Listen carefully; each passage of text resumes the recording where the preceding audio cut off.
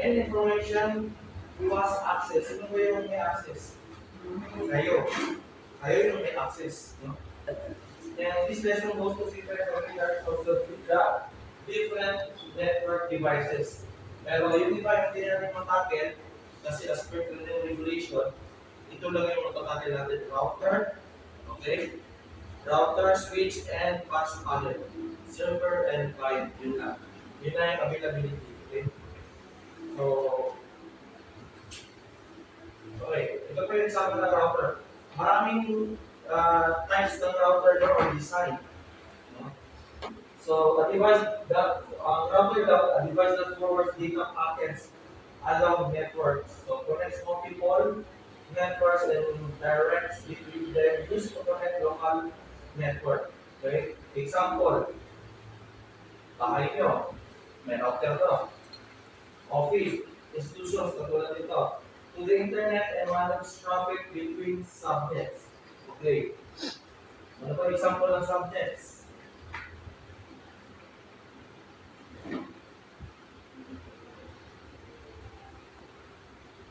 Okay, yan ang example ng subnets. No? Yan ang IP address.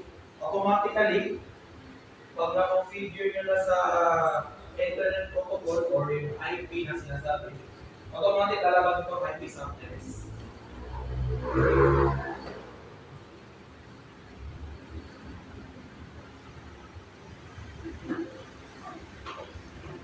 Okay, dito naman, no, that forwards data packets.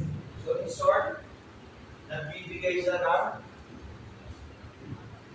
ano? Ano ibig sabihin ng Wi-Fi?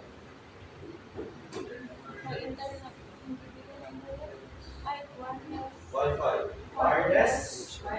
Fidelity. Yan ang pino-forward niya. Through antennas. No? Yung antenna niya may wavelengths. Then yung laptop makaka-receive siya ng wired connection o wireless connection. Unlike dito sa client pati server, makaka-receive siya ng wired LAN. No? Kasi ginamitan siya ng cable. Okay, unless sa laptop, wireless siya. Okay? Any questions dito sa router? Wala? Okay, next. Ito naman yung switch, no? Device that filters and forwards packets. Kanina, yung router na nag-forward siya ng data packet through wireless, no? Ito naman, nag-forward siya ng packets through LAN cable. Okay? Between LAN and segments. Which is okay, data layer 8, layer 2. Ito yung sabi nila layer 2. Then layer 3, reference model that therefore support any packet protocol LANs that use switches to join segments are called switch LANs. In the case of Ethernet networks and switch Ethernet LANs. Yan na. So, pag walang router, sa tingin na magkaroon ng internet connection dito. So, yun ang trabaho ng switch. Kahit madaming nakakonect dyan, kahit isa lang ang router nyo, mabibigyan niya ng packets yung ibang units or yung computer. So, yan ang trabaho. Kahit isang cable lang, automatic, yan ang trabaho ng switch. No? Since sila also plus power sir, kusog sa ilalim na. Yes, yung ngayon sila.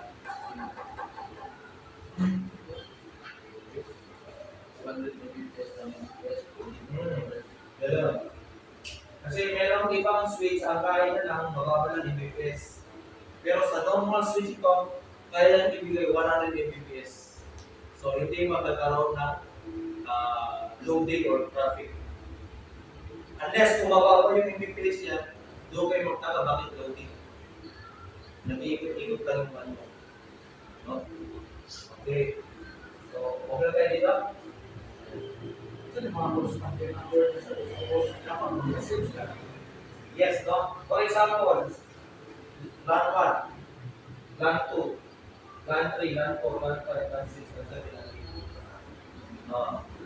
8. May iba naman takbo niya. LAN 1, LAN 2, LAN 3, LAN 4, LAN 5, LAN 5. Depende sa distributor or yung nag-manufacturer. Tingnan nyo dyan sa LAN niya.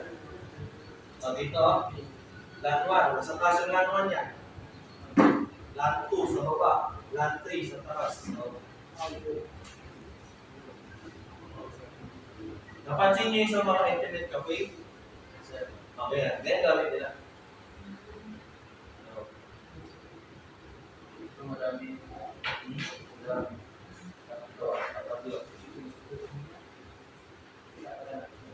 So example, na short kayo, hindi kayo mag-tap. Dagdag kayo ng switch, dagdag kayo dito. Then, ano yung natira? Yun ang i-connect nyo naman doon sa LAN 1. Yung nasa ubos dun sa Patch panel. Yes, patch panel. Connectivity yun sa para sa client o server. Pero hindi natin mag-patch panel. Kasi masyado panel. Hindi tayo mag-patch panel. Wala tayo, switch to router lang tayo. Pero ang patch panel, automatic nagkakakonect siya. So, pwede nyo rin tingnan kung paano yung pag-patch panel sa likod. Kasi sa likod yung panel. Sa likod. Ito.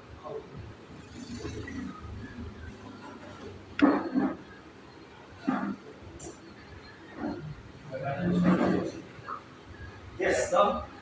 Yeah. Papasok din dito ang COC3. Kasi bakit kung hindi natin ito itapit, hindi mag-work ang COC3. No? Magiging question mark na. Magiging word ko na lang siya.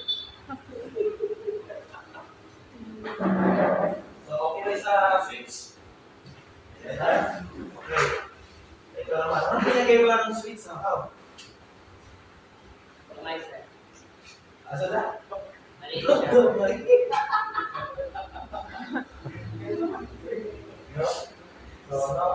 Switch and hubs and switch are serve central connection for all your networks. So, same lang din. Pero, mababa lang yun.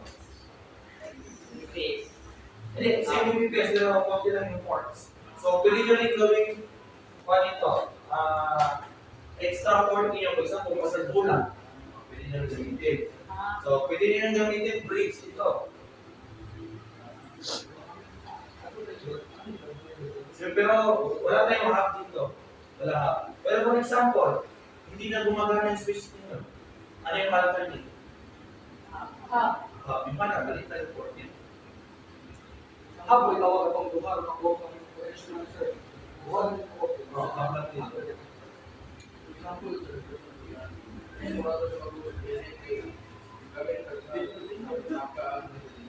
Yes, pwede. Pwede na. In Monza is partner. iba pa rin sa kanila may wifi. Yes, pwede. So, ang trabaho niya, no? It is copied to another port of the host segments of the LAN fancy or packets. So, ang trabaho niya, pupopya. Pupopya sa switch. Then, pwede kayo mag-connect sa hub to client server. Pupopya niya kung anong meron sa switch. So, yan ang trabaho ng hub. So, may purpose din siya. Small but telephone.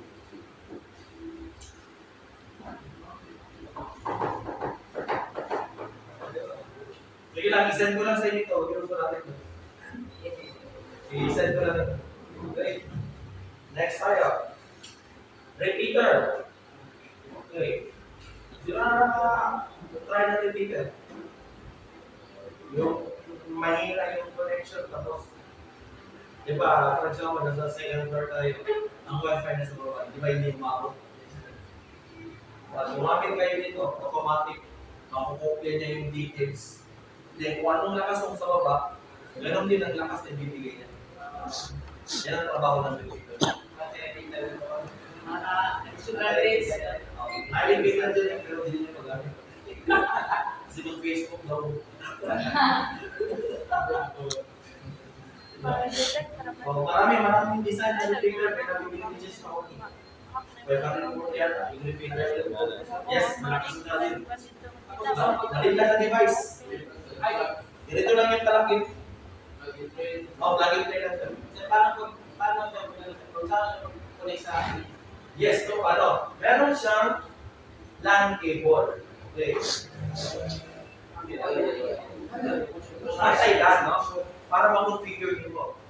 ipansak ni mo ni, kung nakay laptop, better, ipansak ni sa laptop. Okay. Then, na siya, automatic na siya IP address. No? 192.168, either 0 or yeah, that, nandiyan lang sa dalawa. Yung IP address ito. Standard yan. Kapag sa ubos nga wifi sir, mag-create ba kag bagong account na sir? Or Dili na. save mo sa ubos? Kopyaron lang. Pag dito na connect mo na, kasi may power pa ito eh. Isususo pa ito sa switch, no? Yung connection sa outlet. Then, connect mo yung LAN cable through laptop. Tapos, pasukan mo ito, website niya. Saan mo siya papasok?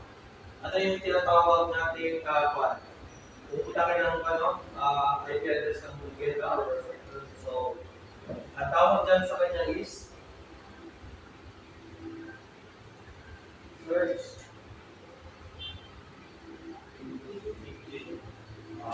Pasok yung search engine. Ita-type nyo ito. Pag na-type nyo, automatic papasok kayo sa system niya. Then, doon kayo mag-configure. Kukopyahin nyo yung password nung nasa baba. Pag nakopya niya, gagayahin niya.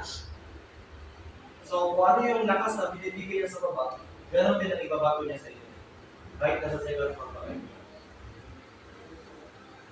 So, pag mahina ang wifi sa baba, mahina din ibibigay. Okay? Tama?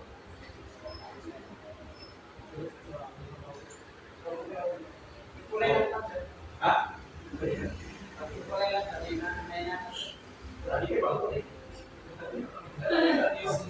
So, kailangan, makakunik kayo, malapit sa kanya, bago kayo lumayo. Kasi kapag, example, dito, mag-connect tayo.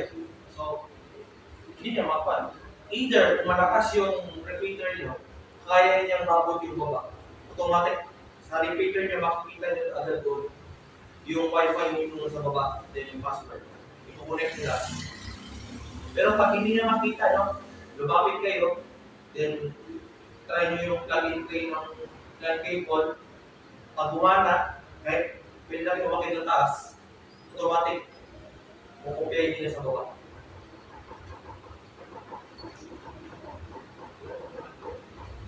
So, any questions? No repeater? So, same lang din sila ng router, pero yung router walang repeater.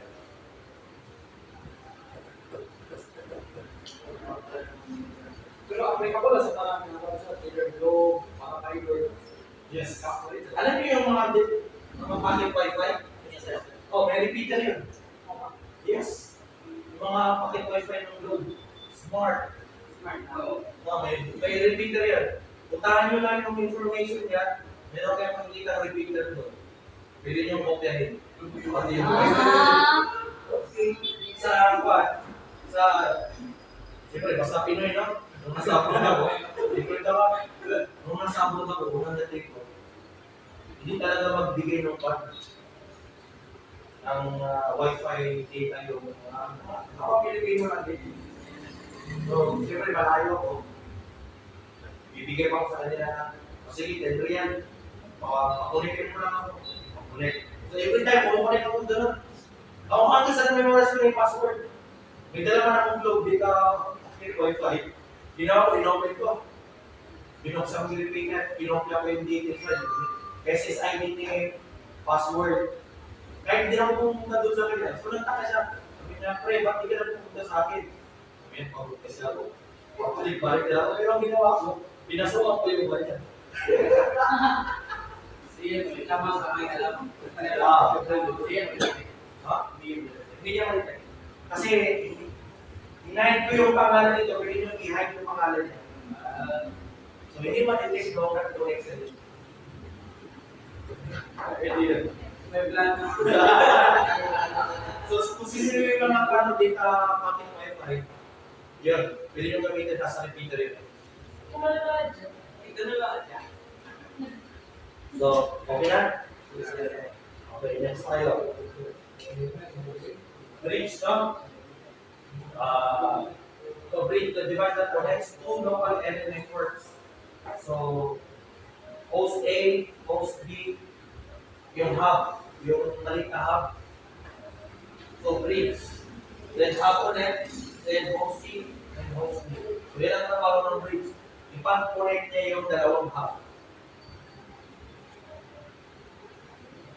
For example, laptop to laptop, meron siyang hub. So, para makakonect sa kabila, dito mo ng bridge. So, papasok mo naman sa hub. So, magkakaroon naman ng connectivity na dalawang laptop. Host C and host B. So, okay na nila? Ayan.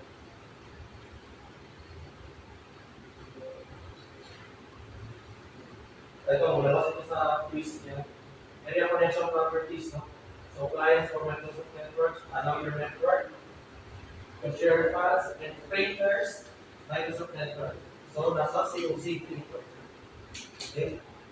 LAN settings, they are specific IP address. Natulad ng binili ko rito. Ito ang LAN settings. No? Bibigyan ka ng IP address. No? Ang default standard ng IP address is yung nasa unahan. 192.168.0.1. Okay. Ito naman ang standard ng subnet. Automatic, siya na magbibigay nito. 255.255.255.0. Okay. DHCP server stands for Dynamic Host Protocol. Yung kalimutan nito, nalaman sa service. Okay. Dynamic Host Protocol. So, ano pang trabaho niya? This gives the IP address when a device starts and requests IP address from the network. It can be sent to obtain. No? So, in short, ang DHCP, nagbibigay siya ng IP address. Hindi specific ang binibigay ng IP address. For example, ganito.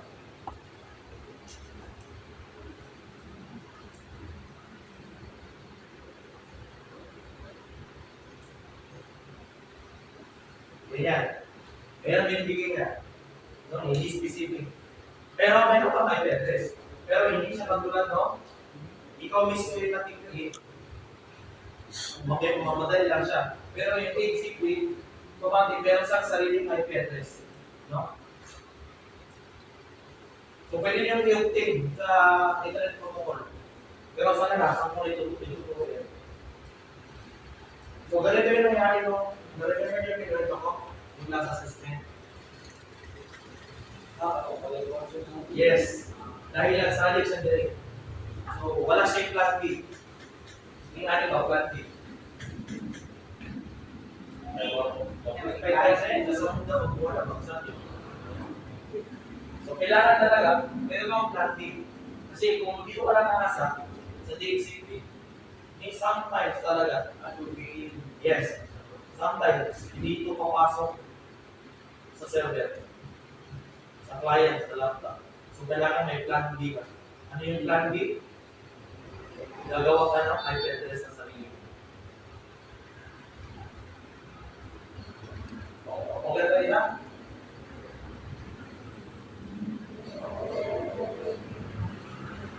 Ito, domain network, ilabas ito. This is used for domains and enterprises network. This is controlled by the network administrator. Okay?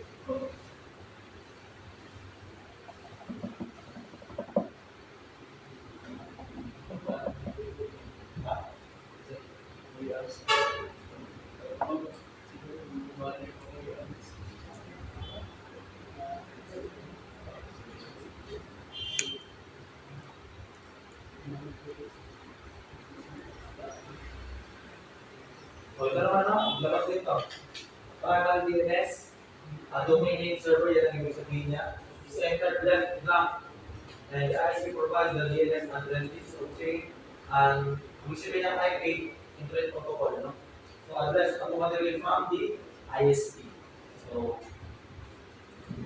yan kailangan sa wide area network. Okay? So, pasok tayo dito. So, ito sabihin na Internet Protocol Version 4. IPv4, in short, IPv4. So, IP address or the Internet Protocol address is a numerical labels is assigned to device with a computer network. Okay, anong ibig sabihin ng computer network? Ito. Mayroon siyang IP address. Okay? That uses Internet Protocol to functions network hosting and local hosting address. So yung local, yung network hosting and local address hosting, yan yung nasa client ninyo and server. Okay?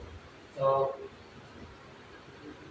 the IPv4 or Internet Protocol still can use today, no? Until ngayon nagamit pa rin. It is a 32-bit number system. Okay? So, pag IPv6, hindi na siya same as this. No? Iba yung IP address niya. Pero ginagamit pa rin ito. Pero nakafocus tayo sa IPv4 na nakafocus. Hindi sa IPv6. IPv4.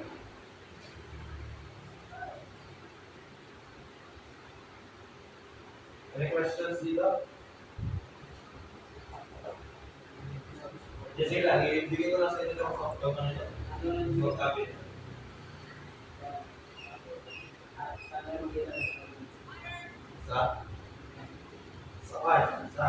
Pwede sa client, pwede sa server. Nakauna yung mga computer dyan. Gusto mo? Mga to. Okay, mamaya pa pa tayo. Ilagay ko kayo mamaya. Okay, next. Cable. Automatic mo yung cable is you can cable ka. Then, regarding sa cable design, meron siyang network topology. Ito yung pinag-importante. Network topology and protocol and size. Okay? So, there are two types of connections, wired and wireless. An example ng wireless. Wi-Fi. Ang wired, UDP cable. So, hindi ko na-explain ito. Ito ginagamit saan ito ginagamit? Ginagamit sa router, switch, phone, client, and server. Pero, pwede rin siya gamitin as a connection kung for Wi-Fi also. Pwede kayo kumuha niya. So, papasok na tayo no? Sa 3K. Okay? Ito ang ibig sabihin ng UTP. Unshielded twisted pair, no? Hindi siya protected ng foil or aluminum. Okay? A popular type of cable that used to only use for LAN, no? Yung sabihin ng LAN? Okay. It has two shielded wires twisted around each other. Kung bibilangin nyo, 8 yan. 1, 2, 3, 4, 5, 6, 7, 8. Okay? So, meron siyang white orange, solid orange, white green, solid green. Ganito. White brown, solid brown, or white brown, diretso. White green, green, white orange, orange, white blue, blue. Okay. So, once na lang kayo yan, kung natin pag nag-wire stripper kayo, kaya ito yung sura niya. Kung kailangan nyo pag-arrange niya, no? Kaya pag-arrange niya. So, next. Ito naman yung sinasabi na shielded STP, no? Shielded twisted pair. Bakit? Meron siya protected pa. Unlike dun sa isa, wala. No? Pero commonly, ang ginagamit natin is ang UTP. Ito naman sa mga coaxial cable. Saan ito ginagamit? Sa TV and CCTV. Okay. Fiber optic cable. Ayan siya. So, ang fiber optic cable, gawa siya sa glass. No? Salamin. So, sinimiti siya ng bubog.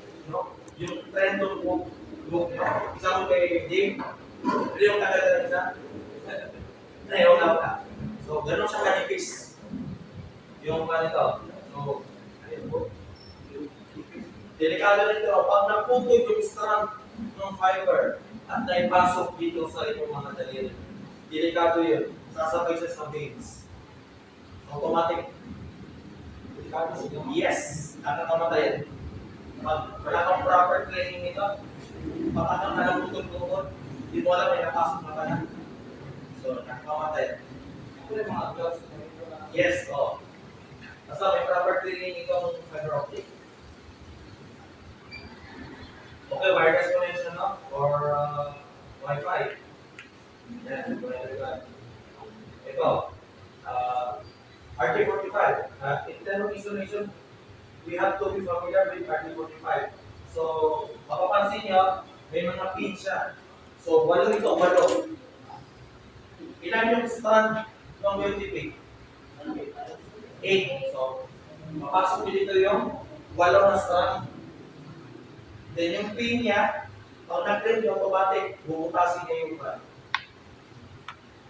Yung UTP keyboard. So, meron siyang D5688 and D568B are only wireless strands. So, ang D568B is widely used in Philippines. Yan ang standard natin dito ginagamit. So, there are two types to ang cable natin. Straight through and crossover.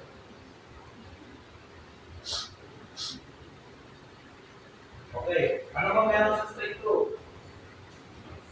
Ang straight through, shortcut na ba?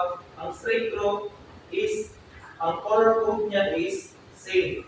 Kung anong color code mo dito, same na din sa kabila. Tingnan nyo. White, orange, number 1. Number 2, orange. Number 3, white, green. Number 4, blue. Number 5, white, blue. Number 6, green. Number 7, white, brown. And number 8, brown. Kung anong ginawa mo dito sa isa, kung ang cabling mo straight through, same lang din sa kabila. At the end niya. Okay? Okay, ano naman pinag-iwanan ng crossover? Okay, so, kaya na ba ang crossover? Di ba dito nauna yung one? Dito nauna yung white, orange, orange. So, pwede rin siya sa huli, pwede rin siya sa unahan. Pwede magkabalitaan niya. Okay. Pero sa design, sa standard design, kung ano yung ginawa mo dito, yun ang magiging ulit. So, meron siyang changes dito. Okay. Sa T568, ang color code niya is white, green, white, orange, blue, white, blue, orange, white, brown. Okay, sa kabila is yung straight through niya. Ito yung end. So, may kaibahan siya. Okay? So, paano siya ma-determine kung correct? Okay. Sa tester natin, meron dito number hanggang 8. Okay? Para siya ma-determine. Yung white, green, papalo siya sa 3. White, green, 1, no? 1. Dapat makita mo sa likod sa 3. Sa kabila. Then yung green. Bakit? Number 2, yung number 2, dapat nandun siya sa 6. Kaya kung may palo, pansin nyo yung black tester, meron siya bracket. So yun yung makikita. Diyan lang kayo focus pag crossover. Pag straight through, lahat ito. Dapat sabay-sabay yan. Kung ito gamitin nyo. Sabay-sabay. Kung crossover, dito lang kayo focus sa may white. Okay? Sige. Dito, meron ko makikita video. So, ituturo niya dito yung para mag-click. Creating an Ethernet cable. Prepare all materials needed.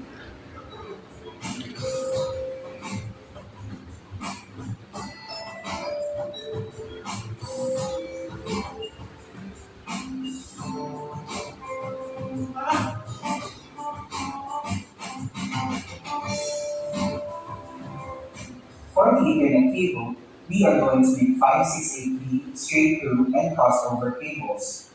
Take note of the color coding for straight through and crossover cabling. Pull out 1 meter of Cat5 UTP cable. Using the cable stripper, peel the jacket off the UTP cable. Wait lang. The peeled part of the cable should approximately be 1 inch. Pero, sinabi niya 1 inch, no? Pero sa atin, 2 inch. Then, explain lang natin. Arrange the wires in the proper color coding sequence.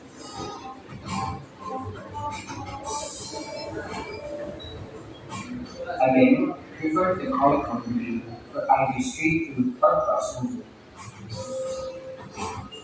Trim the ends of the wires to make sure the ends are equal.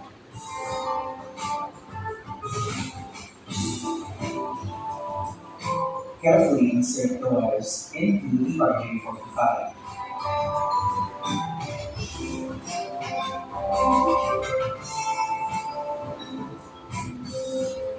Lock it in using the crimping tool.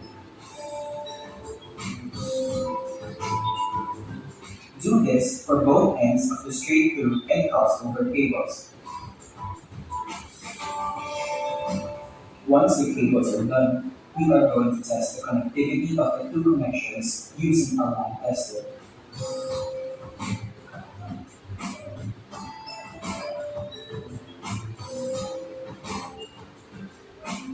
For straight through cables, the two lights should be parallel to each other. They should light up in order from 1 to 8.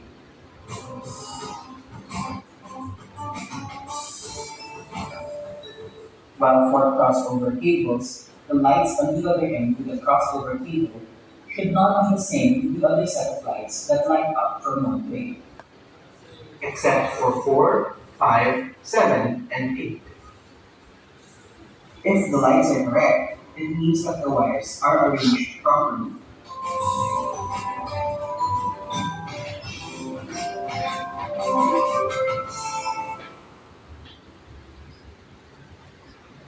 Next, sa atin, 5, automatic lusok yan. So, doon na meron pupot. Ay, ito ka para sa to. Gusto yung nakalain na yung blue. Kung white. Sit lang. Sit lang sa Yes, sit lang. Pero mas tinitingnan siya. Pero mas, Yes. mas kusog yung blue, sir. Ito pa ikas ka. Magdala ko sa Kaya naman. Kaya naman. Ito, nagkaputi sa hindi, hindi siya ilala. Ito, may pagdaliso na siya. Ito siya. Wala na siya. Wala. Wala namin ito. Daliso na siya. Kasi kwan yan eh. Pag-install niya yan. Ito kasi, kayo magkagawa. So, mas kwan ito. Mas maganda kung kayo mismo. Kasi, Mabuba na siya ba? Wala sa paglaban ba? Wala ka makukuha. Wala sa paglaban ba? Kaya buka na ano tuloy. Wife is buta na rin. so ibang module na ito, nandito yung mga. So, yung vaccine, hindi nila. Yung iba dito, ito yung course code ng training.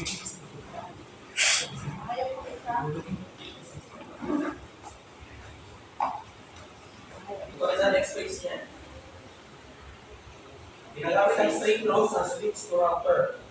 Okay? Switch to PC or server. Hub to PC or server. Ang crossover naman, from switch to switch and switch to hub. So, in short, ang ginagamit natin is straight through. Straight through tayo. Okay. Nandito yung gamit ha. Walo lang ito ng clipping. Maghiraman na natin. Walo. Then, 20 pieces ito na white slipper. Then, may black tester tayo sa dalawa.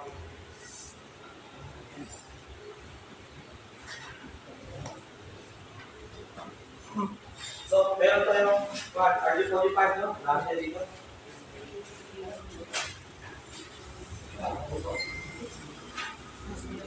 So, dito yung shipping cable.